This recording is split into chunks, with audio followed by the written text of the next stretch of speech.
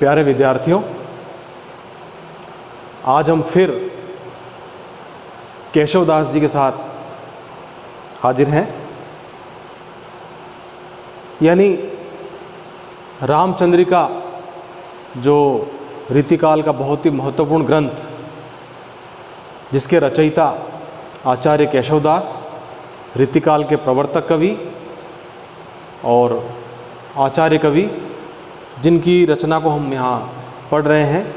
रामचंद्रिका के जो महत्वपूर्ण अंश हैं रावण अंगद संवाद के रूप में, उसमें से चुनिंदा अंशों को यहाँ पाठ्यपुस्तक में शामिल किया गया है।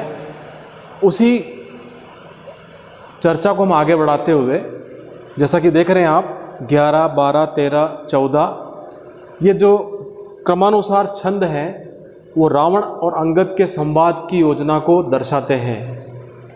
तो अब तक हमने पढ़ लिया था कि किस प्रकार अंगद राम की महिमा का गुणगान करते हुए रावण को निरंतर ये सीख देने की कोशिश कर रहे हैं कि वे अपनी भूल को स्वीकार कर लें, गलती को सुधार लें, माता सीता को पुनः लौटा दें, क्षमा याचना कर लें। लेकिन रावण अहंकार से भरा हुआ, जैसा कि आप जानते हैं उसका क्या हश्र हुआ था, तो अहंकार से भरा होने के कारण वो अंगद की किसी भी बात को स्वीकार नहीं करता है।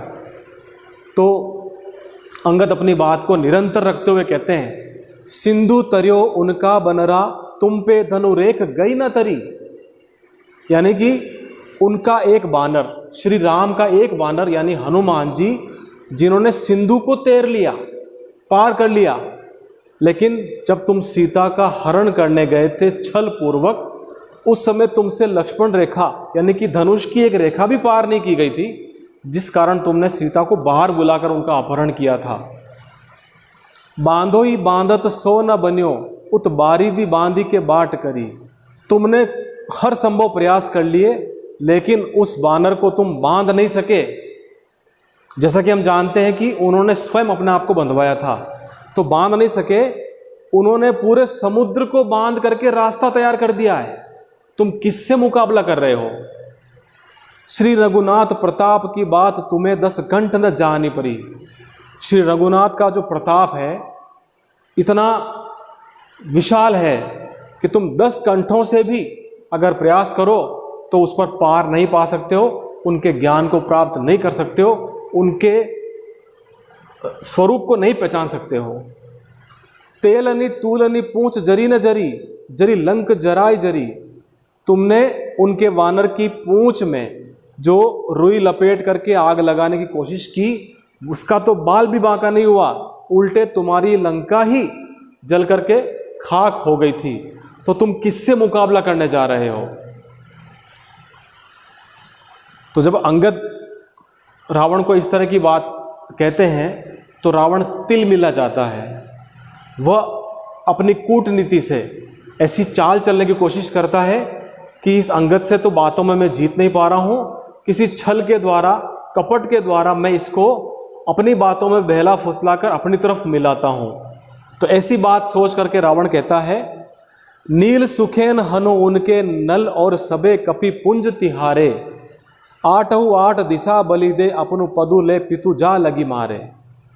यानी कि जिसकी सेना में नील, सुखेन, हनुमान और नल आदि जो बलशाली सैनिक हैं, वो सभी तुम्हारे इशारे पर चलते हैं, क्योंकि तुम सेनापति हो तो तुम्हारे ही इशारे पर चलने वाले हैं। 8 दिशा बलि दे, तो मेरा तो ऐसा कहना है कि 8 दिशाओं से तुम उन सबको लेकर के राम पर आक्रमण कर दो और अपने पिता को मारने वाले से बदला ले लो। ऐसा रावण अंगद को सिखाने की कुचेष्टा कर रहा है। तो से सपूत ही जाई के बाली, अपूतन की पदवी पगुधारे। तुम तो बहुत ही सपूत प्रतीत होते हो, सपूत पुत्र हो, पर पिता की मृत्यु का बदला नहीं ले पाने के कारण बाली अपूत की पदवी लेकर के स्वर्ग सिधारा है। तो वहाँ पर उसको पश्चाताप हो रहा है कि मैंने कैसे पुत्र को जन्म दिया। तो तुम मेरी दृष्टि में तो सपूत पुत्र हो, लेकिन तुम्हारे पिता के नाम के आगे अपूत पदवी लग रही है, अपूत पुत्र की पदवी लग रही है, तो तुम इसको मिटा सकते हो। अंगद संग ले मेरो दल, आजु ही क्यों न हते बप मारे। तो हे अंगद, तुम मेरा दल भी साथ में ले लो और आज ही अपने पिता को मारने वाले को नष्ट कर दो, उनकी हत्या कर दो, उनको मार डालो। ऐसा रावण उसको, अंगद जी को उकसाने की कोशिश कर रहा है। जो सुत अपने बाप को बैर न ले प्रकाश, अपनी बात को निरंतर करते हुए रावण कहता है कि जो पुत्र अपने बाप की मृत्यु का बदला नहीं ले सकता, तासो जीवत ही मरियो लोग कहे तजी त्रास, तो बिना किसी भय के सभी लोग उसको जीवित ही मृत्यु के मृतक के समान समझ लेते हैं। तो ऐसे पुत्र को अपने पिता के हत्यारे का बदला अवश्य लेना चाहिए। ऐसा वो अपनी बात को निरंतर करता है। तो ये बातें सुनकर अंगद अपनी बात कहते हैं। वो क्या कहते हैं? इनको विलगु न मानिए कही केशव पल आधु, पानी पावक पवन प्रभु जो असाधु त्यों साधु। अंगद कहते हैं कि जल, अग्नि, हवा और प्रभु, इनके किसी भी आचरण को बुरा नहीं समझना चाहिए, क्योंकि वो असाधु और साधु में कोई भेद नहीं करते। सांसारिक लोगों में और असंसारिक लोगों में कोई भेद नहीं करते, उनको अलग नहीं मानना चाहिए। इसलिए उनकी बातों का, उनके कार्यों का बुरा न मानते हुए मैं तुम्हें पुनः आगाह कर रहा हूँ कि तुमसे जो गलती हुई है उसको वो क्षमा कर देंगे। रावण कहता है उर्सी अंगद लाज कछु गहो। रावण फिर अंदर से बौखला जाता है, वो फिर कोशिश करता है कि उर्सी अंगद लाज कछु गहो, जनक घातक घात वृथा कहो। कि अंगद अपने हृदय में, अपने मन में, हृदय में कुछ तो लज्जा रखो कि अपने पिता के घातक की, पिता को मारने वाले की तुम व्यर्थ ही प्रशंसा कर रहे हो।